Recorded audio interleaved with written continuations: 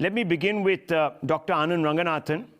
Dr. Ranganathan, what do you make of this entire debate?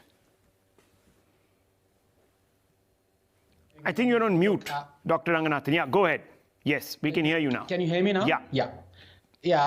Good evening, Rahul. No, I'm of the belief that religious dress codes, symbols, or identities should have no place in schools or as part of school uniforms. That they do, and that too in a secular country, is itself hypocritical and problematic. There are two issues here, Rahul, and both are very important. Number one, there should be one rule and no duplicity in implementing or following it. And when I say religious dress codes, symbols, and identities, it is evident that I mean all religions, no exception. Now, whether you think it is misogynistic or not, whether you like it or not, Islam is very clear on how a woman should dress. Quote, and tell the believing women to reduce their vision and guard their private parts and to wrap their head covers over their chests and not expose their adornment except to their husbands, fathers, or males having no physical desire. 24:31. Quote, O Prophet, tell your wives and your daughters and the women of the believers to bring down over themselves part of their outer garments that is more suitable that they will be known and not be abused. 33:59 and 7:26.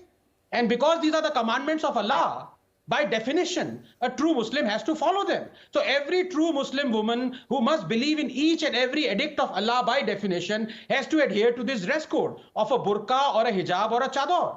And it is fine for a school to not allow this. It really is, because it has a specific rule for a uniform. But it cannot at the same time allow dress codes, identities, or symbols of other religions. So you can't allow a tilak, a kada, a kanga, a cross, a turban, and ban burqa, howsoever regressive or a symbol of subjugation or oppression of a woman you might think it is. It is ordained by God, and therefore its unworthiness are subjective. It is another matter that Indian feminists are frauds and are scared of pointing out misogyny in Islam, and so they say a ghungat is oppressive, but a burqa is not. Point number two. There is a legitimate concern of security because a burqa and a chador covers the face. So in this context, a hijab and full body covering as prescribed in the Quran should be allowed, but not a face covering. Now let me come to the other issue. Rahul, just 30 seconds, very important. By allowing religious dress codes, symbols, identities into educational institutions, we are on the road, sadly, to normalizing unjust, draconian, misogynistic, sexist, supremacist orders and commandments, essentially allowing religion to rule over us and our choices. Where would this end? I ask a simple question to you and fellow panelists, Rahul. Question is this: what if tomorrow some religion or its god orders women to be shackled in ball and chain at all times? Would you demand that the principal step aside and allow the girls to rattle and drag themselves in?